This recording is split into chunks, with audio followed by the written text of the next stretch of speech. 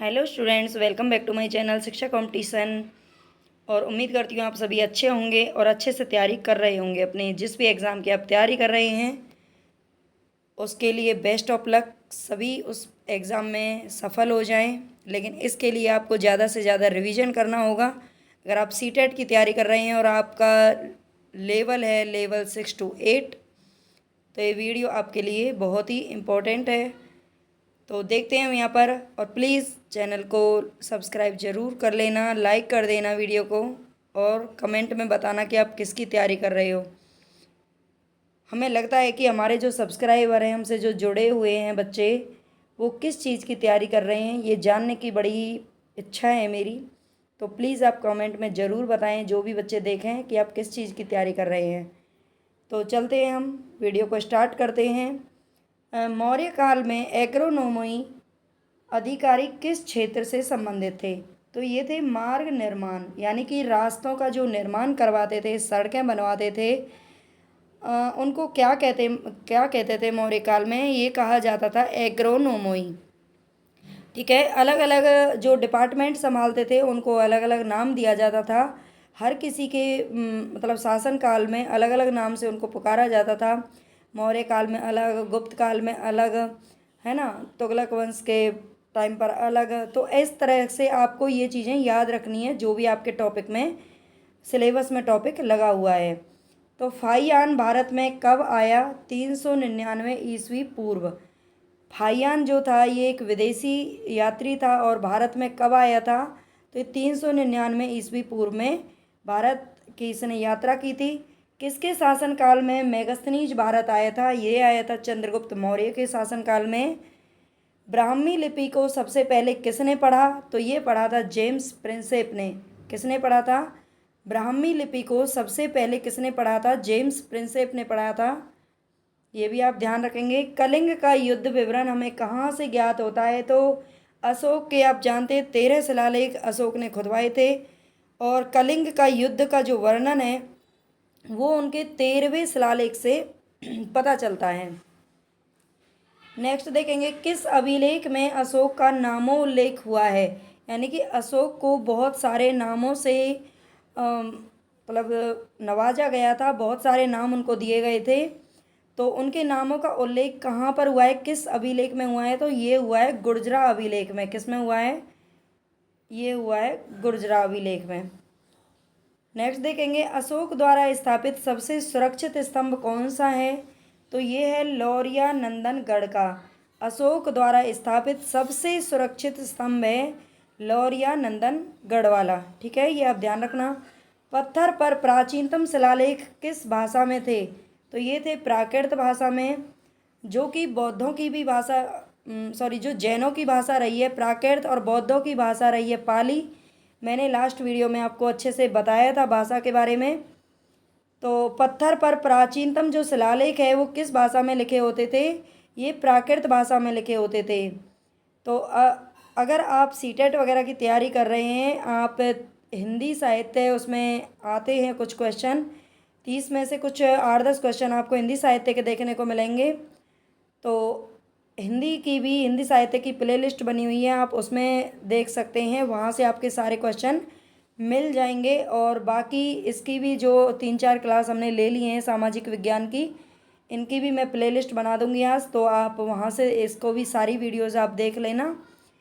और बाकी अगर आप यूजीसी नेट की तैयारी कर रहे हैं, जो बच्चे यूजीसी नेट के लिए जुड़े हुए हैं, उनके लिए मैं जल्दी ही जो पेपर 1 है उनका, पेपर 2 की तो 10 की 10 यूनिट मैंने शॉर्ट नोट उसमें कुछ डाले हुए हैं, और मुझे लगता है बच्चों को काफ़ी पसंद भी आ रहे हैं, देख रहे हैं। लेकिन क्या है कि सब्सक्राइब ही नहीं करते हैं, बस देखते तो हैं, मतलब अपना फ़ायदा सब सोचते हैं, दूसरे का कोई नहीं सोचता।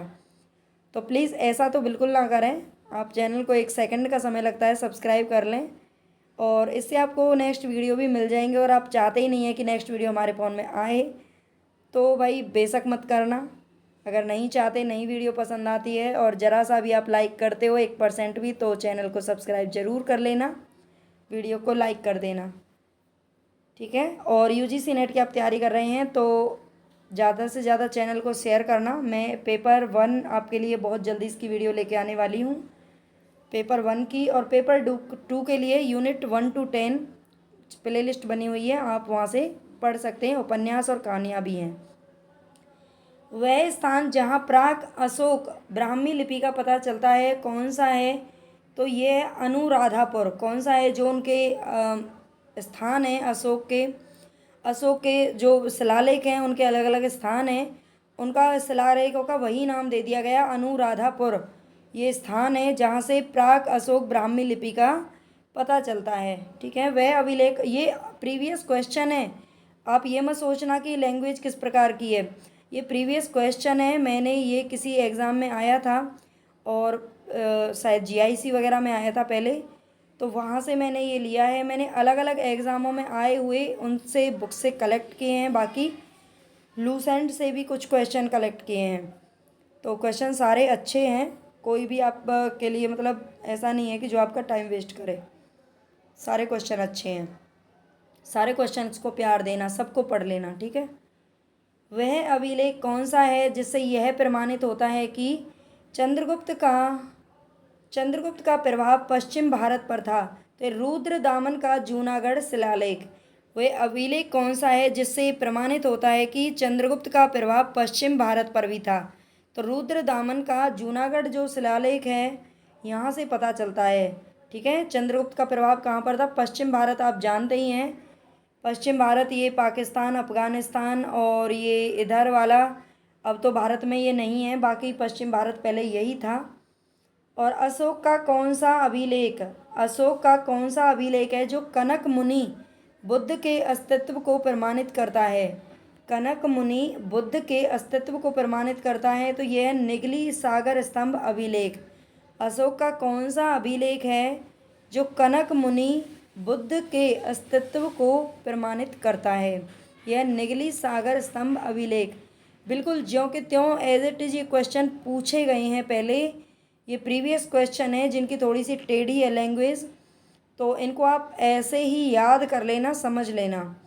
किस शिलालेख में अशोक ने अल्प व्यय तथा अल्प संग्रह को धम्म का अंग माना है? आप जानते हैं जो अशोक थे उन्होंने कलिंग का जो युद्ध किया था, जिसका 13वें शिलालेख से पता चलता है। उसके बाद इन्होंने क्या किया था? बौद्ध धर्म को ग्रहण कर लिया था, और इन्होंने बौद्ध धर्म का प्रचार प्रसार किया था। ठीक है, बौद्ध धर्म को अपना लिया था, और इन्होंने युद्ध करना और मतलब ऐसे ही फालतू का खून बहाना लोगों का और गलत काम करने सारे छोड़ दिए थे, है ना, जो एक शासक पहले करते रहते थे, जिनको वो अच्छा ही मानते थे, युद्ध वगैरह करते थे। तो अशोक बिल्कुल एकदम प्योर, कहते हैं ना, वो बौद्ध बन गए थे। अपने बेटी बेटा को भी इन्होंने बाहर विदेशों तक भेजा था, मतलब बौद्ध का प्रचार प्रसार करने के लिए। तो धम्म का अंग माना है अल्प व्यय और अल्प संग्रह को, तीसरे शिलालेख में माना है। ये तीसरे शिलालेख में इन्होंने माना है। नेक्स्ट देखते हैं, गुर्जरा लघु शिलालेख कहाँ पर स्थित है? तो गुर्जरा जो लघु शिलालेख है कहाँ पर स्थित है? मध्य प्रदेश के दतिया जिले में है। कहाँ पर है? मध्य प्रदेश के दतिया जिले में। अशोक का कौन सा शिलालेख है जो पूर्ण रूपेण धार्मिक सहिष्णुता के प्रति समर्पित है? पूरी तरह से जो धार्मिक यानी कि धर्म को समर्पित है, धार्मिक सहिष्णुता को समर्पित है, ऐसा कौन सा शिलालेख है? तो ये है शिलालेख नंबर 12। कौन सा है? शिलालेख नंबर 12। शर्तवाह किसे कहते थे? तो शर्तवाह उस टाइम पर जो मौर्य काल था उसमें शर्तवाह किसे कहा जाता था? व्यापारियों के काफिले को कहा जाता था। पहले व्यापारी इकट्ठे होकर के सब दूर दूर तक, देश विदेशों तक अपना मतलब सामान बेचते थे। अपने ऐसे घोड़ों पर बैठ करके ना व्यापारी आते थे, तो व्यापारी को जो काफिला आता था उसको क्या कहते? शर्तवाह। ठीक है, या नाम याद रखना। राजुक कौन हुआ करते थे? तो मौर्य शासन में जो अधिकारी थे उनको राजुक बोलते थे। अशोक का समकालीन तुर्मे कहाँ का राजा था? अशोक का समकालीन था तुर्मे। तुर्मे राजा का नाम था तुर्मे। ठीक है, और ये कहाँ का था? मिस्र का था। कहाँ का था? मिस्र का। मकदूनिया में अशोक का समकालीन राजा कौन था? यानी कि जिस टाइम पर अशोक भारत में राजा था उस टाइम पर मकदूनिया का राजा कौन था? तो ये था एंटीगोन गोंटास। ठीक है, एंटीगोन गोंटास। ये मकदूनिया का राजा था। कौटिल्य के अर्थशास्त्र में किसका वर्णन है? तो शासन के सिद्धांतों का यानी कि राजनीति का वर्णन है। कौटिल्य आप जानते होंगे, कौटिल्य किसे कहते थे? चाणक्य को बोलते थे, जो मौर्य काल में यानी चंद्रगुप्त मौर्य को जिन्होंने शासक बनाया था, जिन्होंने राजा बनाया था। एक छोटे बच्चे को ले गए थे वो उस टाइम पर, 10-12 साल के बच्चे को, और उसको उन्होंने इतना अच्छे से ट्रेंड किया था, इतना अच्छे से ट्रेंड किया था कि वो बाद में जाके बहुत अच्छा राजा बना था, और जिसने नंद वंश का खात्मा किया था। ठीक है, तो वो था चंद्रगुप्त मौर्य, और चंद्रगुप्त मौर्य का गुरु थे चाणक्य। चाणक्य का नाम था कौटिल्य, और इनकी पुस्तक का नाम था अर्थशास्त्र। इनको विष्णु दत्त भी इनका नाम था, विष्णु दत्त या कुछ विष्णु नाम था, है ना, उसके नाम से भी इनको जानते हैं, पूछा जा सकता है क्वेश्चन। तो ये अर्थशास्त्र में राजनीति का वर्णन था, क्योंकि इन्होंने राजा बनाया था, और ये प्रधानमंत्री थे उनके शासनकाल में। चंद्रगुप्त मौर्य के शासनकाल में इनको प्रधानमंत्री बनाया गया था, और शासन के सिद्धांतों के लिए इन्होंने एक पुस्तक लिखी थी जिसका नाम था अर्थशास्त्र। ठीक है, याद रखना, ये अर्थशास्त्र वो नहीं है इकोनॉमिक्स, ये अर्थशास्त्र इनकी पुस्तक का नाम है। प्रथम भारतीय साम्राज्य किसके द्वारा स्थापित किया गया? तो ये था चंद्रगुप्त मौर्य के द्वारा स्थापित किया गया था प्रथम भारतीय साम्राज्य। ठीक है, बड़े ही गर्व की बात है। कालसी किस कारण प्रसिद्ध है? तो अशोक के शिलालेख के कारण। अशोक का एक शिलालेख कालसी में भी मिलता है, कालसी स्थान का नाम है, तो ये इसलिए प्रसिद्ध हो गया है। मौर्य काल में दंड विधान कैसे थे? तो बहुत ही ज़्यादा कठोर थे मौर्य काल में, है ना। और ब्राह्मी लिपि का प्रथम उद्वाचन किस पर उत्कीर्ण अक्षरों में किया गया था? स्तंभों पर।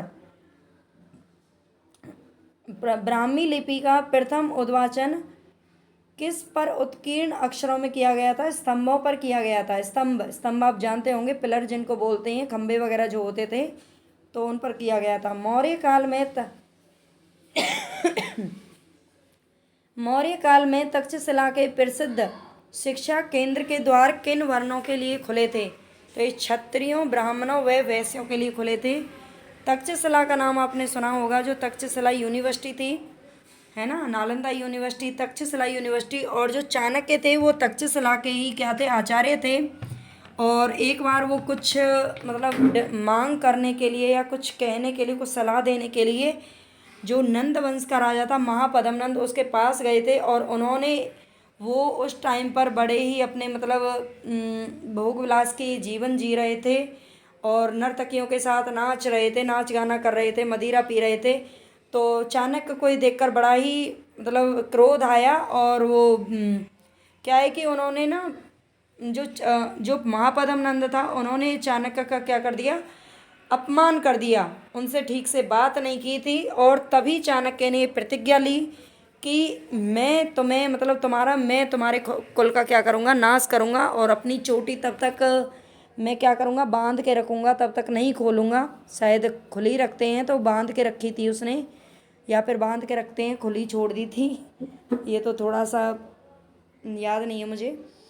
कि मैं तब तक मतलब ये प्रतिज्ञा ली थी कि मैं जब तक तुम्हारे कुल का खात्मा नहीं कर देता, मैं ऐसा एक निम्न जाति का राजा लेके आऊँगा जो तुम्हारा क्या करेगा? सर्वनाश कर देगा, तुम्हारे कुल का सर्वनाश कर देगा।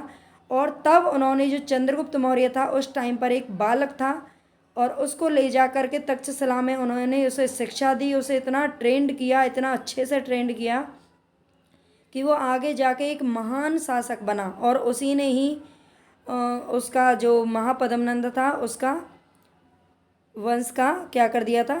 खात्मा किया था। ठीक है, तो उस टाइम पर जो तक्षशिला था उसके केंद्र किसके लिए खुले थे? तो क्षत्रियों, ब्राह्मणों व वैश्यों के लिए खुले हुए थे। तो ये हमारे यहाँ पर 24 क्वेश्चन है इस टॉपिक से, जो आई थिंक बहुत ही इम्पोर्टेंट है, और ये सारे क्वेश्चन आपको आने चाहिए अगर आप किसी भी एग्ज़ाम की तैयारी कर रहे हैं। और बस लास्ट रिक्वेस्ट है आपसे, प्लीज़ चैनल को सब्सक्राइब ज़रूर करके जाना, लाइक करके जाना, और कमेंट में ज़रूर बताना कि आप किसकी तैयारी कर रहे हैं। मैं उसी पर वीडियो बनाना चाहती हूँ। आप सीटेट का चाहते हैं, सीटेट के बच्चे कम जुड़े हुए हैं, तो आप ज़्यादा से ज़्यादा प्लीज़ शेयर करें। और यूजीसी नेट के बच्चे ज़्यादा जुड़े हैं, तो मैं उनके लिए भी जल्दी ही जो उनका री एग्ज़ाम होने वाला है उसके लिए पेपर 1 लेके आने वाली हूँ यूनिट 10 तक। तो आप प्लीज़ थोड़ा सा बस वेट करें, लेकिन शेयर करें चैनल को ज़्यादा से ज़्यादा।